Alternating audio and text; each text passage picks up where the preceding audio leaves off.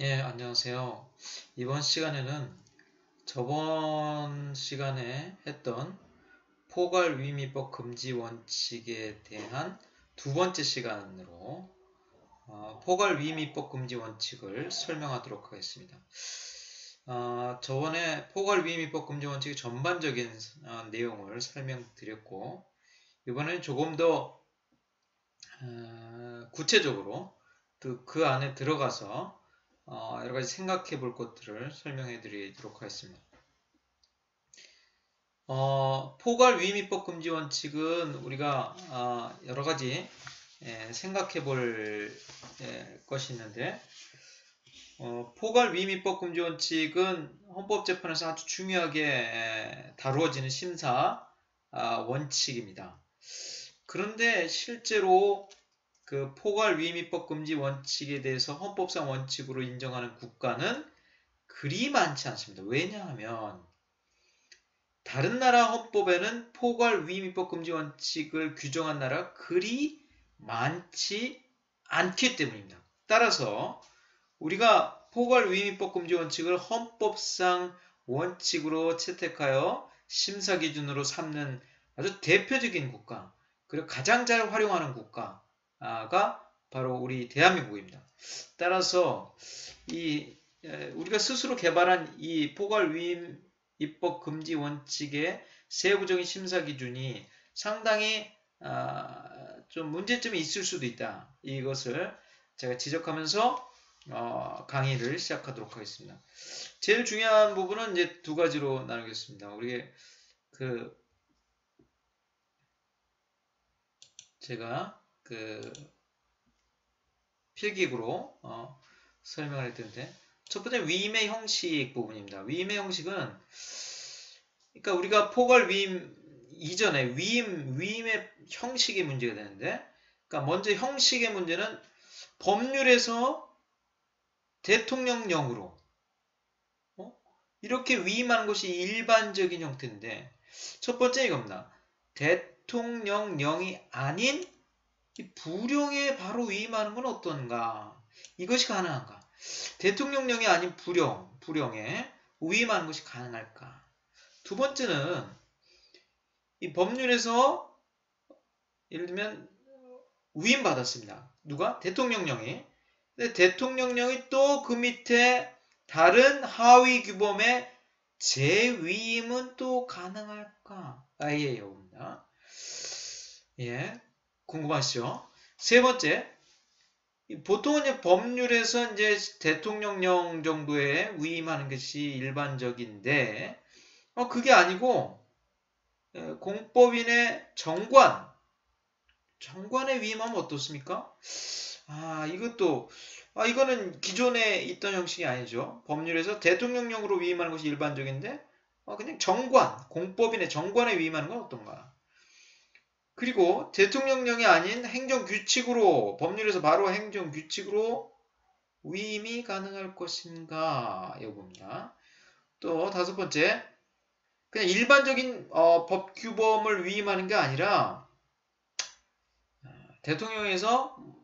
법률에서 대통령령으로 형벌법규, 처벌법규를 위임하는 것은 어떻게 우리가 보아야 할 것인가? 이게 또 여러 가지 문제가 됩니다. 그러면 여기에 대해서 하나씩 설명을 해드리겠습니다.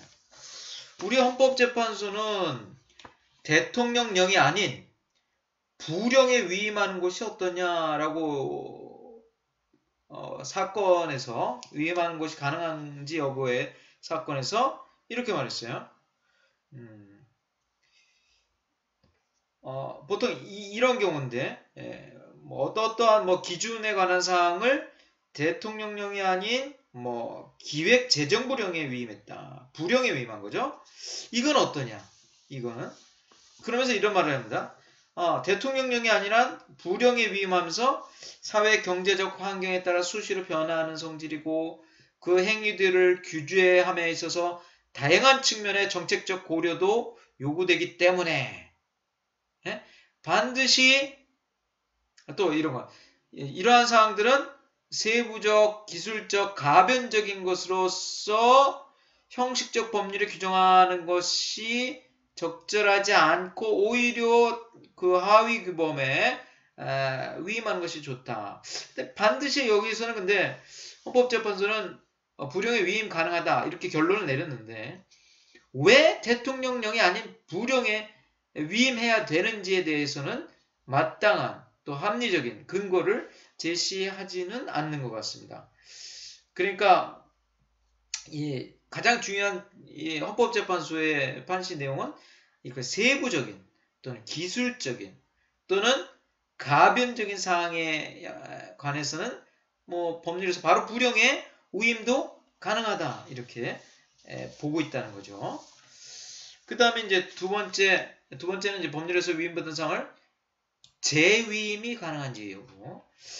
여기에 관해서 헌법재판소도 이렇게 말합니다. 법률에서 위임받은 사항을 전혀 규정하지 않고 모두 재위임하는 것은 이 복위임 금지 법리에 따라 위반된다. 안 된다 이거예요. 그러니까 법률에서 위임받은 사항을 전혀 아무것도 규정하지 않고 뭐 대통령에서 만약 모두 다 하위 규범으로 재위임 이건 안 된다. 왜? 복위임 금지 법리에 따라 그렇게 되면 이제 수권법의 내용 변경을 처리할 수 있기 때문에 안 되고 대통령령 이외 법규명령에 비해서 대통령령이 보다 그러니까 대통령령 이외 법규명령의 재정 개정 절차가 대통령령의 재정 개정 절차보다 용이해야 하기 때문에 하위 법규명령에 대한 재위임 얘는 어떠냐? 헌법상의 제한이 가해진다. 어떤 헌법상 제한이냐? 그러니까 위임받은 사항에 대해서 대강을 정하여 놓고 그 중에 특정 사항의 범위를 정하여 하위 법규명령에 다시 위임하는 경우에만 재위임이 허용된다라고 말하고 있습니다. 그러니까 만약 뭐 어떤 법규명령에 그러니까 대통령령 이외의 법규명령이 대통령령부터 받았다, 위임받았다. 위임받으려면 어떻게 됩니까? 그 대통령령의 그 대강을 위임할 사항의 대강을 정하고 그중에 특정 사항의 범위를 정하여 다시 하위 법규명령에 위임하는 경우에만 재위임이 허용된다. 이렇게 말하고 있습니다. 예. 그 다음에 정관의 위임 가능 여부입니다. 정관. 이 사건들은 뭐 어떤 거가 있냐면 일단 그냥 뭐 우리 뭐 계모임 이런 게 아니고 법률에서 자치적인 사항을 공법적 단체에서 정관으로 공법적 단체의 정관에 법률이 위임이 가능하냐 이건데 요거에 관해서는 우리 헌법 제75조 또 95조 물리의 석상 또는 뭐 법리의 석상 포괄적 위임 입법 금지 원칙은 법규적 효력을 가지는 행정입법을 그 주요한 타겟팅하고 있는 겁니다. 그러니까 행정입법, 법규적 효력을 가지고 있는 행정입법. 그런데 지금 우리가 다루고 있는 공법적 단체 정관, 이거는 행정입법은 아니죠. 법규적 효력을 가진 행정입법은 아닙니다. 그러니까 왜 그러면 포괄 위임 입법 금지 원칙이 이 법규적 효력을 가진 행정입법을 타겟팅하느냐? 그 이유는 뭡니까? 제가 저번 시간에도 얘기했지만 권력 분립 원리에 따라서 국민의 기본권을 제한할 가능성이 있기 때문에 위임을 하면 그렇기 때문에 이 법규적 효력을 가진 행정입법에 대해서 통제가 강하게 가해지는 것인데 그렇기 때문에 이러한 공법적 단체의 정관은 보통 어떤 국민의 자유와 권리를 침해할 가능성이 상당히 낮다.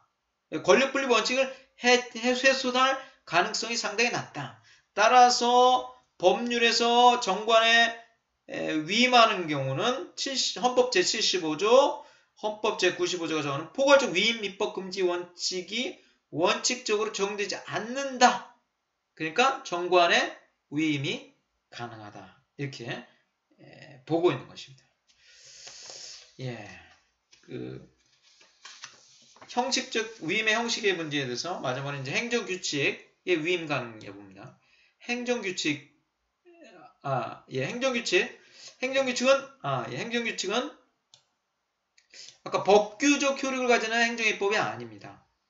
예. 우리가 보통 뭐 어떤 경우냐? 일반적으로 어떤 형식을 띠냐면 고시를 말합니다. 여기서 말하는 행정규칙은 고시 정도를 말하는데, 고시와 같은 입법에 고시와 같은 행정규칙에 법률에서 위임하는 것이 가능하냐? 이것이 포괄 위임입법 금지 원칙에 위반되느냐? 안 되느냐가 문제가 됩니다. 근데 여기서 먼저 헌법재판소가 다루고 있는 것은 우리 헌법에서 포괄 위임입법 금지 원칙이라고 할 때 이 위임은 그 형식적인 것이 아까 법규적 효력을 가지는 행정입법처럼 한정되어 있느냐, 아니면 그게 아니라 열거되어 있느냐, 아니면 그거 말고도 더 있을 수 있다. 하나의 예시에 불과하다. 예시적 규정이냐. 그러니까 열거적 규정이냐. 이 입법의 위임의 형식이 열거적이냐, 한정적인 것이 아니면 예시적이냐, 더 많이 있을 수 있느냐. 이것을 따졌는데 헌법재판소는 앞으로 이제 입법자만 입법한다. 입법 독점주의, 입법 중심주의. 이게 계속적으로 범위가 넓어진답니다. 입법이 반드시 입법자가 해야 되는 것은 아닌 것처럼 점점 넓어진다. 그리고 권력분립은 그냥 절대적 권력분립이 아니라 기능적 권력분립론이다. 그렇기 때문에 헌법이 인정하고 있는 위임입법의 형식은 어떤 것이냐? 그 형식은 예시적인 사항으로 봐야 된다. 그 말은 뭡니까? 지금 행정규칙, 고시 같은 행정규칙도 위임이 가능하다. 이렇게 넓게 허용하는 취지라는 거죠. 두 번째로는 그럼 이거 예시다. 예시인데 그럼 고시와 같은 행정규칙의 위임은 결국 가능한 것이냐라는 질문에 대해서는 고시와 같은 행정규칙은 어떻습니까? 법규명령과 같은 엄격한 개정 절차를 거치지 않습니다. 행정부 내부에서만 적용되니까. 그래서 이러한 고시와 같은 형식의 위임입법을 할 때는 위법 위임을 할 경우는 법령이 전문적, 기술적 사항 또는 경미한 사항의 경우에는 뭐 고시 같은 행정규칙의 위임이 충분히 가능하다. 이렇게 말을 하고 있는 것입니다. 그러니까 이런 세부적인, 전문적인 또는 기술적인 또는 경미한 사항에 대해서는 고시와 같은 행정규칙에도 위임이 가능하다. 이렇게 헌법재판소는 보고 있는 것입니다. 위임의 형식에서 마지막으로 형벌법규의 위임이 가능한지. 형벌법규는 뭐 형법적인 내용이겠죠. 뭐 처벌에 관한 것입니다. 그냥 형벌법규는 보통 우리가 형법에 보면 구성요건이 있죠. 구성요건 해당성 뭐 이런 걸 따지는데 이 형벌법규의 구성요건의 일부를 하위법령에 위임하는 경우, 그러니까 이런 경우는 어떤 원칙이 적용되냐면 죄형, 법정, 주의가 적용됩니다. 그러니까 형벌법규의 구성요건을 보통 형법 같은 법률에 다루어야 되는데, 법률에서 규정해야 되는데 그런 것의 일부를 위임한다. 그럼 어떻게 됩니까? 거기에도 마찬가지로 그 위임받은 법령에도 뭐가 적용됩니까? 죄형, 법정, 주의가 적용돼야 된다. 이런 말입니다. 그래서 헌법재판소는 뭐라고 하냐? 이러한 경우 형벌법규의 구성요건의 일부를 하위법령에 위임하는 경우가 어떠냐? 죄형 법정주의의 원칙상 그 위임이 긴급한 필요가 있거나 또는 미리 법률로서 자세히 정할 수 없는 부득이한 사정이 있을 것이 요구되고 이러한 경우에도 법률에서 처벌 대상 행위가 어떠한 것인지 예측할 수 있을 정도로 그 구성 요건이 구체적으로 규정되어야 한다. 이렇게 규정하고 있습니다. 그래서 다른 판례들은 또 더 구체적으로 말하는 첫 번째, 처벌법규, 형벌법규를 위임할 경우는 첫째, 특히 긴급한 필요가 있거나 미리 법률로서 자세히 정할 수 없는 부득이한 사정이 있는 경우에 한정하며 둘째, 이러한 경우일지라도 법률에서 범죄의 구성요건은 처벌 대상인 행위가 어떠한 것일 거라는 것을 예측할 수 있을 정도로 구체적으로 정해야 되고 셋째, 형벌의 종류 및 그 상한과 폭을 명백히 규정하여야 한다라고 이렇게 판시하고 있습니다. 그러니까 법률에만 적용되는 것이 아니라 죄형법정주의가 그 위임받은 하위 법령에도 마찬가지로 죄형법정주의가 적용되어야 된다. 이런 것을 헌법재판소가 요구하고 있는 것입니다.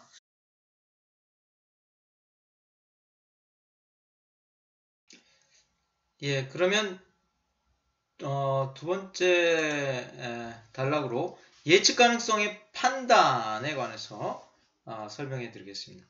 우리 예측 가능성, 포괄 위임입법 금지 원칙의 가장 중요한 단어 하나만 꼽으라. 그러면 예측 가능성이라는 것입니다. 그러니까 누가 예측해야 되는 겁니까? 그 하위 법령, 대통령령 또는 부령 쪽에서 보면 법률을 보고 이런 것이 대통령령, 부령에 규정돼야 될 것이구나 라는 것을 예측 가능해야 된다는 거죠. 수권 받는 기관이 법률 보고 이런 것들을 예측해서 규정하라는 거구나를 법률만 보고 알 수 있어야 된다는 거죠. 그러니까 이 예측 가능성의 판단은 중요한 게 이제 주체입니다. 먼저 주체. 헌법재판소는 예측 가능성의 주체에 대해서 뭐라고 말하냐면 이렇게 말합니다. 우리나라 헌법재판소는 헌법 제75조에서 대통령은 법률에서 구체적인 범위를 정하여 위임받은 사항에 관하여 대통령령으로 발할 수 있다고 규정하고 있음과 동시에 위법상 위임은 어떻게 하는가? 구체적으로 범위를 정하여 하도록 함으로써 그 한계를 제시하고 있습니다. 여기서 말하는 법률에서 구체적으로 범위를 정하여라 함은 법률에서 이미 대통령령 등 하위 법규에 규정될 내용 및 범위의 기본사항이 구체적이고 명확하게 규정되어 있어 누구라도 당해 법률 그 자체로부터 하위 법령에 규정될 내용의 대강을 예측할 수 있어야 함을 말합니다. 이렇게 설명하고 있습니다. 그러니까 여기서 가장 중요한 헌법에서 법률에서 구체적으로 범위를 정하라는 겁니다. 그리고 대통령령 등에 위임하라는 겁니다. 그러니까 구체적으로 범위를 정한다라는 말은 그 하위 법규, 대통령령 등에 규정될 내용 및 범위의 기본사항이 구체적이고 명확하게 규정되어 있어 누구라도 당의 법률 그 자체로부터 하위 법령에 규정될 내용의 대강을 예측할 수 있어야 됨을 말한다라고 합니다. 여기서 예측 가능성의 주체는 누구냐? 헌법재판소는 누구라도라고 말하고 있습니다. 누구라도. 예? 그러니까 누구라도라는 말은 일반인은 법률을 보고 대통령령 등에 규정될 이 내용 및 범위의 기본사항을 예측할 수 있어야 된다. 이렇게 말하고 있는 것입니다. 그렇지만 이거는 사실상 불가능한 말이죠. 왜냐하면 명확성 원칙에서도 그 판단 주체가 건전한 상식과 통상적인 법감정을 가진 사람으로 잡고 있지만 포괄 위임입법 금지 원칙은 누구라도 예측해야 되는 것은 아니고 사실은 행정기관인 그 피수권 기관, 공무원이죠. 공무원들이 그것을 제정하고 개정하는 공무원들이 그 법률의 내용 및 범위의 기본사항을 예측할 수 있으면 되는 거지 일반인이 예측해야 되는 것은 아니겠죠. 그러니까 헌법재판소는 여기서 마치 포괄 위임입법 금지 원칙이 명확성의 원칙인 양 착각을 하고 있는 듯합니다. 그래서 헌법재판소는 누구나 이렇게 말을 하고 있지만 실질적으로 그 주체, 예측 가능성의 주체는 누가 되어야 되냐면 그 위임받은 행정기관인 피수권기관이 되어야 된다. 이렇게 볼 수가 있겠습니다. 이 주체와 관련해서 제가 요 판례들을 좀 살펴보는 게 좋겠습니다.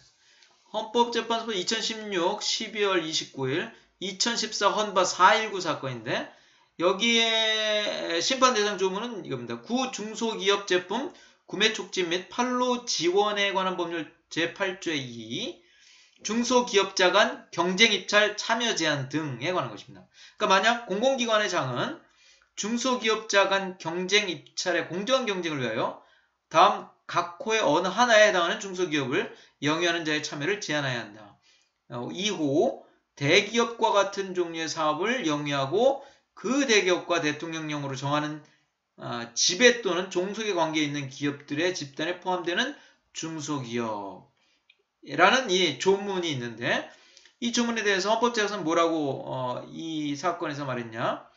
대기업이 일정 비율 이상의 지분을 소유하거나 임원을 겸임하거나 임원의 선임에 영향력을 행사하거나 사업이나 영업 또는 거래 활동을 위임받아 수행하거나 일정 금액 이상의 채권 채무 관계를 갖는 등 물적, 인적, 사업적, 경제적 지배력이 인정되는 경우가 규정될 것임을 충분히 예측할 수 있다. 또한 심판 대상 조항의 도입 취지 가운데 하나가 대기업의 위장, 중소기업 설립 방지에 있는 점 및 구판로지원법 제8조의 2 제1항 제1호가 대기업으로부터 분할된 중소기업을 참여와 제한 대상 기업으로 보고 있는 점을 고려하면 대기업의 중소기업의 경쟁 제품 생산 설비 설치 등 초기 사업 비용을 물적으로 지원하는 내용 또한 포함될 것으로 예측할 수 있다. 이렇게 판시를 하고 있습니다.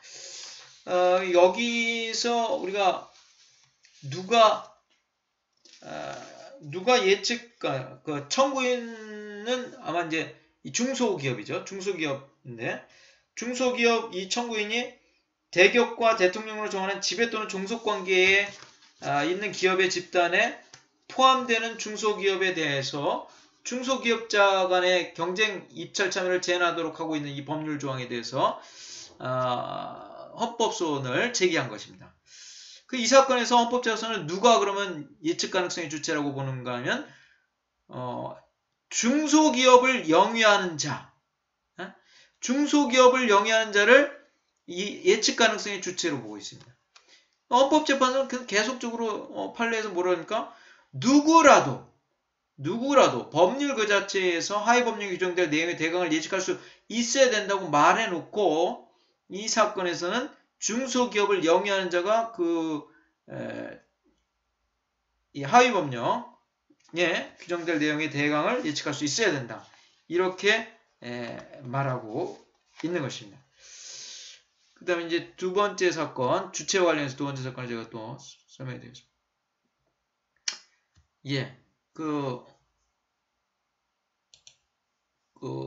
헌법재판소 2017 5월 25일 2014 헌마 844 사건인데 이 사건은 이동통신 단말장치의 유통구조 개선에 관한 법률 제4조 2항 이동통신사업자는 제1항에 따라 방송통신위원회가 정하여 고시하는 상한액을 초과하여 지원금을 지급하여서는 아니 된다.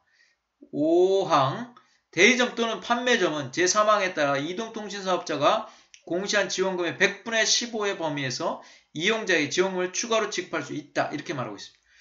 헌법재판소는 뭐라고 판시했냐면 이용자들에 대한 지원금의 차별 지급을 금지하는 단말기 유통법의 관련 규정, 이용자의 권익보호 및 이동통신 산업의 건전한 발전 도모라는 지원금 상한제의 도입 취지에 비추어 볼 때 지원금 상한 조항의 직접적인 수범자인 이동통신 사업자 등과 지원금 상한제로 인하여 영향을 직접 받는 이용자들은 지원금 상한액의 기준 및 한도가 이용자들 간의 형평성을 해하거나 소비자의 후생을 왜곡하지 아니하는 범위 내에서 이동통신 사업자 등의 자율성을 존중하면서도 이동통신 사업자 등 사이의 시장 점유율 확보 경쟁이 서비스 경쟁이 아닌 지원금 지급 경쟁으로 변질되는 것을 막을 수 있는 수준으로 정해질 것이라는 점을 충분히 예측할 수 있다. 이렇게 보고 있습니다.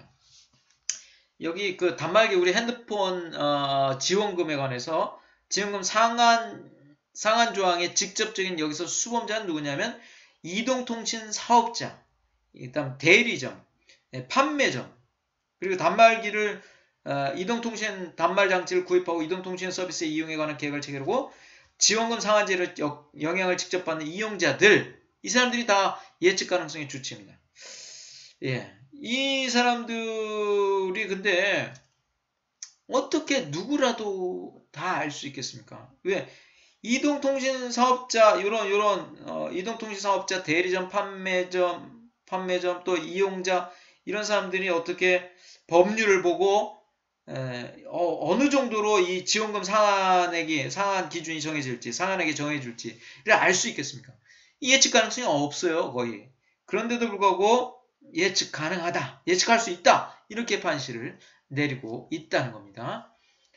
세 번째 사건, 헌법재판소 2019년 5월 30일 2018 헌마 1208 등입니다. 여기는 변리사법인데요. 변리사법 제4조의 2 변리사 시험인데 5항 변리사 시험의 과목과 그 밖의 시험에 관한 사항은 대통령령으로 정한다, 이렇게 되어 있습니다. 그러니까 변리사의 판시 사항은 있습니다. 변리사의 직무 범위, 산업재산권 분야의 전문 자격인 변리사의 업무를 수행할 수 있는 자질과 능력을 갖추었는지를 평가하고, 이러한 능력을 갖춘 사람을 선발하도록 하는 변리사 시험의 제도의 목적, 변리사법 제4조의 3이 특허청 소속 공무원으로서 일정 경력을 갖춘 사람에 대하여 변리사 업무에 관한 어느 정도의 소양을 갖췄다고 보아 변리사 시험의 일부를 면제하고 있는 점 등을 종합하면 변리사 시험의 시험 과목은 변리사 업무에 필요한 지식과 소양, 즉 특허, 실용신안, 디자인 또는 상표에 관한 업무를 수행하기 위한 능력, 그리고 그에 관한 소송 대리를 수행하기 위한 능력을 갖추기 위하여 공부하여야 할 과목 등이 될 것임을 예측할 수 있다. 여기서 지금 말하고자 하는 건 뭐냐면, 변리사 시험 과목에, 시험 과목에 갑자기, 실무, 요 시험 과목이 실무형 문제를 집어넣은 겁니다. 변리사 시험을 보려는 사람들 갑자기 이론 공부를 하다가 변리사 실무형 문제를 들어가게 되니까 배점 20점에 그러니까 굉장히 당황스러운 거죠. 아니 이건 무슨 예측 가능하냐. 우리가 필기시험 공부해서 합격해서 실무는 나중에 업무하면서 배우는 건데 이거 예측할 수 없다, 이렇게 말하는데 헌법재판소는 뭐라고 하냐면, 이건 충분히 변리사 시험 과목에 이런 실무형 문제를 넣는 것은 변리사 업무에 필요한 지식과 소양, 이런 업무 수행 능력, 그에 대한 소송을 대리하기 위해서 능력을 갖추기 위해서는 꼭 공부 미리 해야 된다, 이렇게 말을 하고 있습니다. 그런데 그럼 여기서 이 특허청 소속 공무원들도 이런 실무형 문제를 정확히 풀 수 있는지를 알 수도 없는데, 변리사 시험의 응시자들이 갑자기 공고를 내서 시험 계획 공고를 통해서 실무형 문제가 출제되리라는 것을 예측할 수 있었으리냐는 것은 알 수가 없다는 거죠. 변리사 시험에 응시하는 사람들이 누구라도도 아니고 예측 가능성도 없고, 이렇게 볼 수 있는데 여기서는 예측할 수 있다, 이렇게 본 것입니다. 그러면 다시 위로 올라가셔서 이 예측 가능성 유무 판단입니다. 아주 중요한 거죠. 예측 가능성이 가장 중요하다 그러는데 지금 주체를 봤습니다. 두 번째는 예측 가능성 유무 판단입니다. 예측 가능성 위임에 법률을 보고 어떤 것들을 대통령령으로 위임하라고 하는 건지, 내용 및 범위의 기본사항을 예측 가능하냐? 유무는 어떻게 판단합니까? 이렇게 말합니다. 헌법재판소는 당의 특정 조항 하나만을 가지고 판단할 것이 아니라 관련 법조항 전체를 유기적, 체계적으로 종합하여 판단해야 하고, 위임된 사항의 성질에 따라 구체적, 개별적으로 검토해야 하며, 법률 조항과 법률의 입법치를 종합적으로 고려할 때 합리적으로 그 대강이 예측될 수 있는 것이라면 위임의 한계를 일탈했다고 볼 수 없다, 이렇게 말하죠. 그러니까 첫 번째 제일 중요한 말은 당의 법률 조항 하나만을 가지고 판단할 건 아니다. 이게 말이에요. 그럼 뭘 가지고 하냐? 그것뿐만 아니라 관련 법조항 전체를 유기적, 체계적으로 종합하여 판단해야 된다. 이렇게 말하고 있습니다. 굉장히 어려운 주문인데 또 이런 말도 해요. 위임조항 자체에서 위임의 구체적 범위를 명백히 규정하고 있지 않는다고 하더라도 당해 법률의 전반적 체계와 관련 규정에 비춰 위임조항에 내재된 위임의 범위나 한계를 객관적으로 분명히 확인할 수 있다면 이는 포괄적인 백지 위임에 해당하는 것으로 볼 수 없다. 이렇게 말하고 있습니다.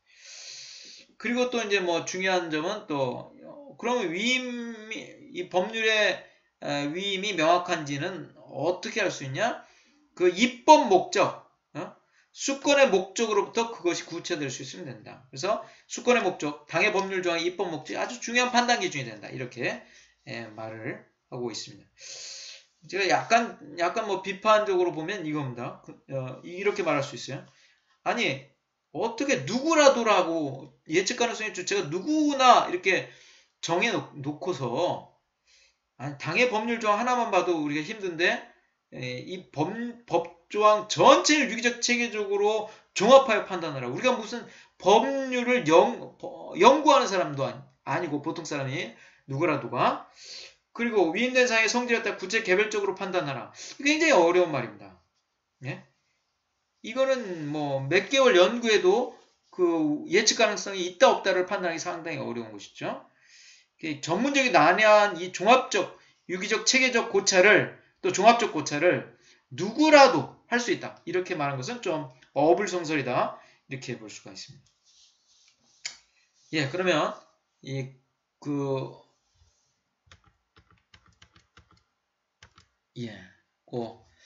또 예측 가능성 유무에 관련된 판례들을 몇 가지 살펴보면서 우리 한번 정리해 보도록 하겠습니다.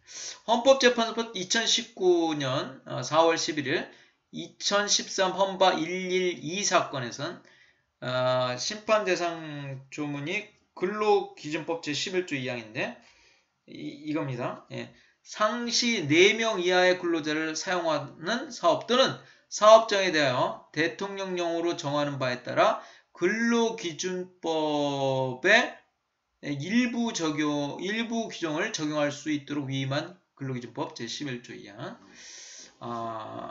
이렇게 말했습니다.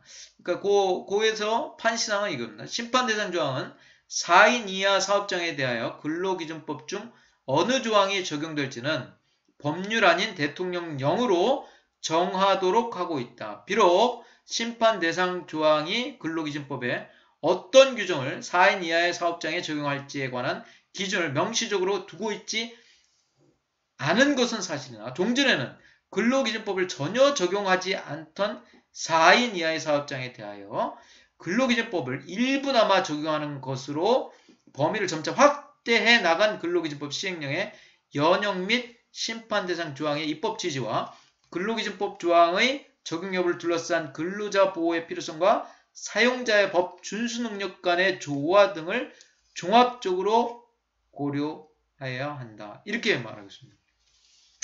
예, 지금 처음 봐서 어렵겠지만 이거예요. 아니 근로기준법 조항 중 어떤 규정이 4인 이하의 사업장에 적용될지 그 기준이 이 법률에 제시되어 있지 않아요. 규정되어 있지 않아요.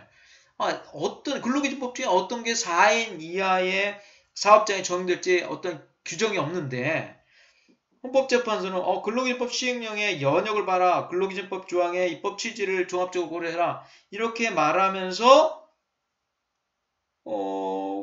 이거는 포괄위임법 금지 원칙에 위반되지 않았다. 이렇게 말하고 있어요. 굉장히 어려운 요구입니다. 그 다음에 두 번째 판례를 살펴보겠습니다. 헌법재판소 2018년 11월 29일 2017 헌바 465 사건인데 여기는 이제 도로교통법 제15조 제3항 단서인데 긴급 자동차가 그 본래 긴급한 용도로 운행되고 있는 경우 등 전용 전용차로의 통행이 예외적으로 허용되는 경우를 대통령령으로 정하도록 위임하는 도로교통법 제15조 제3항 단서에 관한 것인데 헌법재판소는 이렇게 말하고 있습니다. 긴급자동차 등이 그 본래 목적을 위해 도로를 통행하는 경우에는 예외적으로 전용차로 통행을 허용하면서 구체적으로 어떠한 경우에 예외적으로 전용차로로 통행할 수 있는지를 대통령령에서 정하도록 위임하는 도로교통법 제15조 3항 단서는 통행 제한의 완화를 규율 대상으로 한다. 그런데 전용차로의 설치, 전용차로의 종류, 전용차로 통행차의 종류 등 그 전용차로 제도 운영에 관한 제반 사항은 교통체계, 도로 현황, 교통수요 및 인프라와 이에 대한 사회적 정책적 고려에 따라 탄력적으로 대응할 필요가 있으므로 어떠한 경우에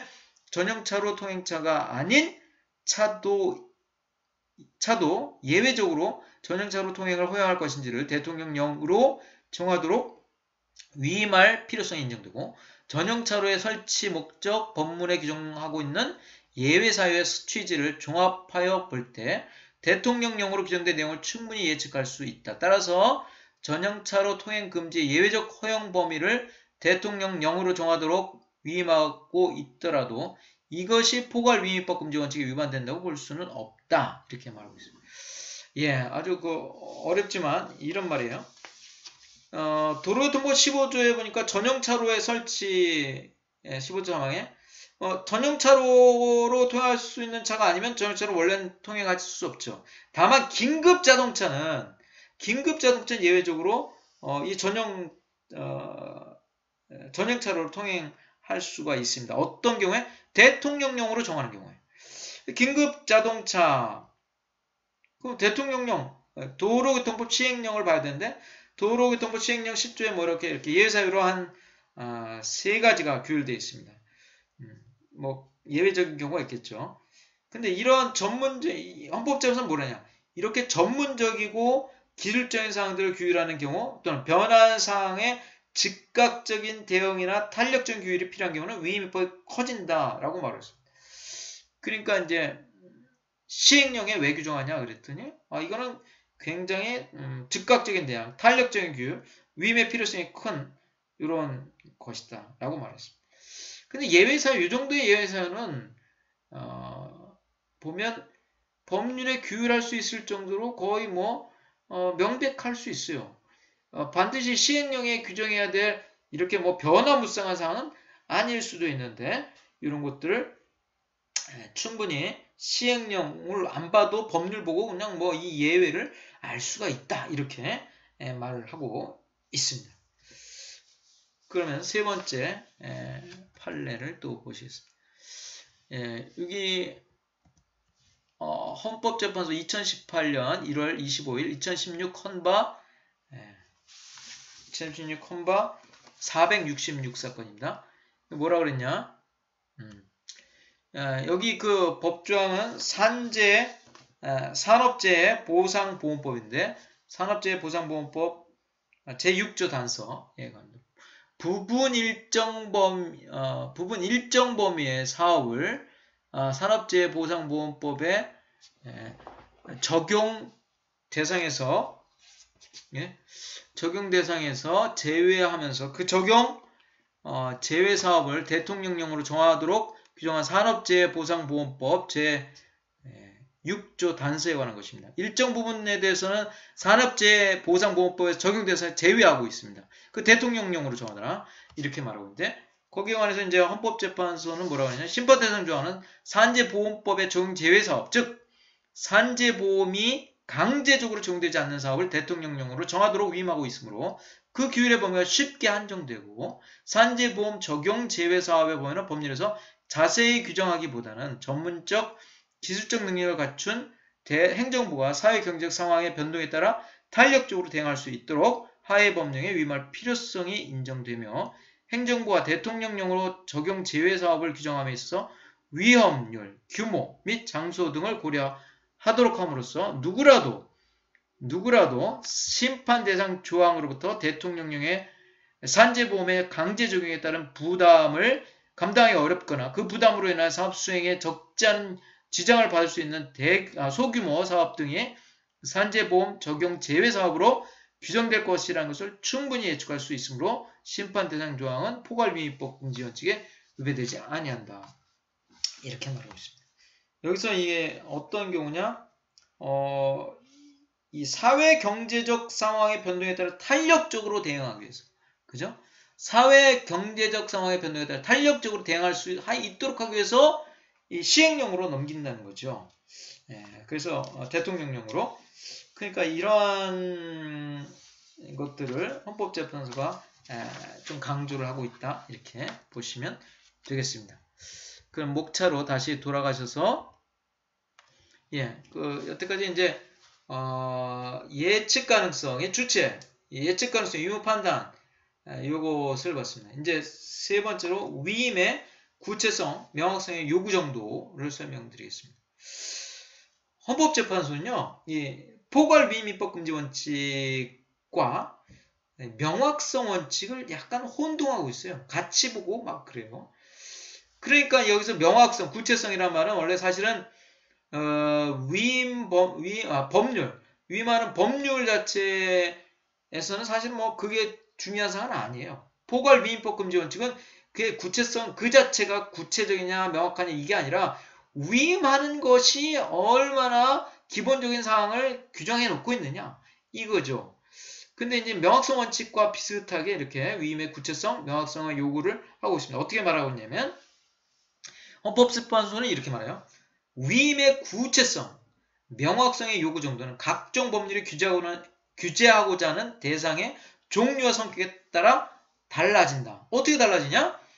일반적인 급부행정법규의 경우보다 처벌법규나 조세법규 등 기본권을 직접적으로 제한하거나 침해할 소지가 있는 법규에 대해서는 구체성, 명확성 요구가 강화되고 더 그 위임의 요건과 범위가 더 엄격하게 제한적으로 규정되지만 규율 대상이 지극히 다양하거나 수시로 변하는 성질의 것일 때는 위임의 구체성, 명확성의 요건이 완화된다. 이렇게 말하고 있습니다. 아시겠죠? 그러니까 기본권 침해가 국민의 기본권을 직접적으로 제한하거나 침해할 소지가 있는 처벌법규, 조세법규 여기는 위임의 구체성, 명확성의 요구가 강화되고 좀 규율 대상이 상대적으로 지극히 다양하거나 수시로 변하는 성질의 것은 이 위임의 구체성, 명확성의 요건이 완화된다. 이렇게 말하고 있습니다.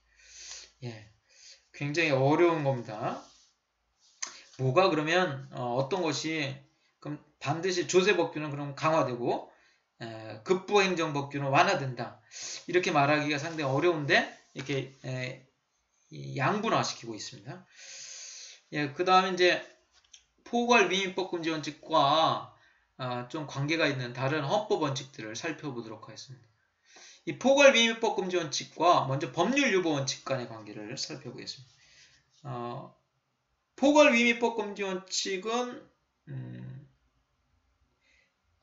국회가 입법자가 이 본질적인 사항을 기본적인 사항을 규정하고 그다음 위임하라는 것이고 법률 유보는 어떻습니까? 국민의 권리와 의무에 관한 아주 기본적인 사항들은 어떻게 하라는 겁니까? 법률에 일단 규정을 하라. 근거를 삼아라. 이렇게 말하는 거죠. 그러니까 이제 그 양자의 관계를 그러면 어떻게 보냐? 이 포괄위임법 금지 원칙과 법률 유보 원칙 간의 관계를 어떻게 보냐? 이렇게 봅니다. 어떤 심판 대상 조항이 법률 유보 원칙에 위반되지 않았다라고 해도 포괄위임법 금지 원칙을 또 심사를 따로 해요. 그 말은 뭡니까? 양자가 독자적인 기능을 가지고 작용하는 심사 원칙이다. 독자적인 기능을 한다. 이렇게 보는 거죠. 그러니까 법률 유보 원칙에 위반됐다라고 해도 포괄위임법 금지 원칙에 위반되지 않았다라고 할 수도 있는 거죠. 이런 식입니다. 그러니까 양자는 서로 다른 역할을 한다. 이렇게 말을 하고 있습니다. 두 번째 이제 포괄 위임입법 금지 원칙과 명확성 원칙 간의 관계를 설명드리겠습니다. 제가 요거는 아주 중요한데 포괄 위임입법 금지 원칙은 뭡니까? 입법자가 행정부의 대통령령 부령에 이렇게 위임할 때 그 기본사항, 내용 및 범위의 기본사항을 법률에 규정을 하고 위임하라는 거죠. 그런데 명확성 원칙은 뭡니까? 법률 자체에 그 조항이 명확하냐 아니냐 그겁니다. 그런데 헌법재판소는 뭐라 그러냐? 포괄 위임입법 금지 원칙은 행정부의 입법을 위반하는 수권 법률의 명확성 원칙에 관한 것이기 때문에 법률의 명확성 원칙이 위임입법에 관하여 구체화된 특별 규정이다. 포괄 위임입법 금지 원칙은 명확성 원칙의 특별 규정이다. 특별 원칙이다. 이렇게 보는 거예요. 그러니까 그냥 일반적인 경우에는 그냥 포괄 위임입법 금지 원칙 문제가 안 됐을 때는 그냥 명확성 원칙, 그 법률이 명확하냐 아니냐 이거는 일반 규정이에요. 명확성 원칙 일반 규정이고 일반 원칙이고 포괄 위임입법 금지 원칙과 명확성 원칙이 둘 다 같이 관여가 됐다. 두 개가 다 문제가 됐다. 그럴 때는 명확성 원칙은 일반 원칙이고 포괄 위임입법 금지 원칙은 수권법률의 명확성 원칙에 관한 특별 규정이기 때문에 특별 원칙이기 때문에 이 명확성 원칙은 심사 안 하고 포괄 위임입법 금지 원칙만 심사하면 된다. 이게 헌법재판소의 입장입니다. 근데 제가 생각하기에는 반드시 그렇지는 않는 것 같습니다. 그래서 제가 포괄 위임입법 금지 원칙과 명확성 원칙을 약간 또 이것도 독자적인 별개의 헌법 원칙으로 기능하고 있다는 것을 설명을 드릴 텐데 첫 번째는 이겁니다. 포괄 위임입법 금지 원칙, 명확성 원칙 둘 다 헌법상 기능이 서로 다릅니다. 왜냐? 포괄 위임입법 금지 원칙은 위임법률에서 하위법령에 규정될 내용 및 범위의 기본사항을 구체적이고 명확하게 규정하고 대통령령 등에 위임하라는 겁니다. 그러니까 누가 예측해야 됩니까? 피수권기관이 예측할 수 있도록 예측 가능성을 가지도록 이 법률을 제정하라는 겁니다. 그리고 이제 그러니까 이 포괄 위임입법 금지 원칙은 아까 말했듯이 주체가 피수권 기관이 됩니다. 근데 명확성 원칙은 어떤 기능을 합니까? 법 집행자가 자의적 차별적인 법 해석, 법 집행을 예방하기 위해서 명확하게 규정하는 겁니다. 다르죠. 피수권 기관이냐, 법령을 제정하는 피수권 기관이냐, 아니면 명확성 원칙에서는 법 집행자냐, 이건 다른 겁니다. 제정자와 집행자, 이건 다르다. 이건 서로 기능이 다를 수 있다. 두 번째, 포괄 위임입법 금지 원칙과 아까 명확성 원칙은 포괄 위임입법 금지 원칙이 특별 원칙이고 그다음 명확성 원칙이 뭐라고 했습니까? 일반 원칙이라고 헌법재판소가 말했는데 명확성 원칙이 일반 원칙이고 포괄 위임입법 금지 원칙이 특별 원칙이 아니라 이것은 양자가 다 서로 각자의 그냥 헌법 원칙입니다. 왜냐? 이 명확성 원칙이 그냥 포괄 위임입법 금지 원칙에 포섭되거나 거기에 포함되는 게 아니라 좀 다른데 왜냐하면 포괄 위임입법 금지 원칙은 형식적 헌법 원칙이고 명확성 원칙은 실질적 헌법 원칙입니다. 무슨 말이냐? 포괄 위임입법 금지 원칙은 그 위임의 형식을 보는 형식이 중요합니다. 근데 명확성 원칙은 그 실질적으로 그 내용을 명확하냐 아니냐를 내용을 실질적으로 파악해야 되는 원칙이라는 거죠. 그러니까 형식적 헌법 원칙과 실질적 헌법 원칙이 서로 일반 특별의 원칙이 될 수 없다. 이렇게 볼 수가 있습니다. 그리고 세 번째는 아까 말한 예측 가능성의 주체가 서로 다르다. 왜냐? 명확성 원칙은 건전한 상식과 통상적인 법 감정을 가진 사람이 예측 가능성의 주체가 되지만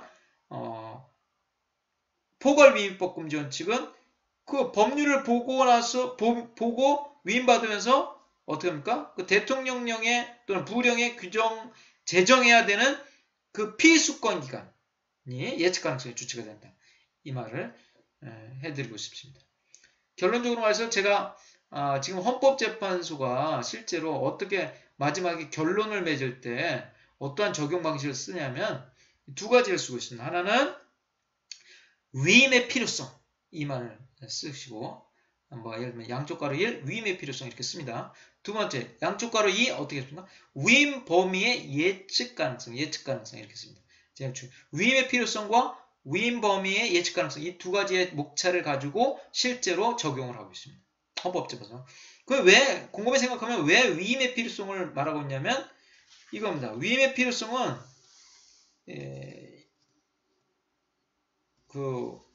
우리 헌법 제75조에 이렇게 했어요. 대통령은 법률에서 구체적 법률을 제가 위임받은 사람과 법률을 집행하기 위하여 필요한 사항에 대하여 필요한 사항에 대하여 대통령령을 발할 때 이렇게 말했는데 그래서 필요한 사항에 대하여 이 말이 있으니까 헌법에 필요한 사항에 대하여에서 힌트를 얻어서 위임이 필요한 위임의 필요성을 이렇게 설명하고 있습니다. 두 번째는 위임 범위의 예측 가능성. 예측 가능성이 제일 중요하니까 위임 내용 및 범위가 예측 가능하냐 이 말인데 이 말은 아주 좋은 것 같습니다. 이런 위임 범위를 어느 정도 예측 가능할 수 있을 정도로 해놨냐 안 해놨냐 이 말이죠. 그러니까 이 예측 가능성 위임의 예측 가능성 유무는 그러니까 법률을 보고 법률에 대통령령 등 하위 법령에 규정될 내용 및 범위의 기본 사항을 어느 정도 규정해 놨느냐가 핵심이겠죠.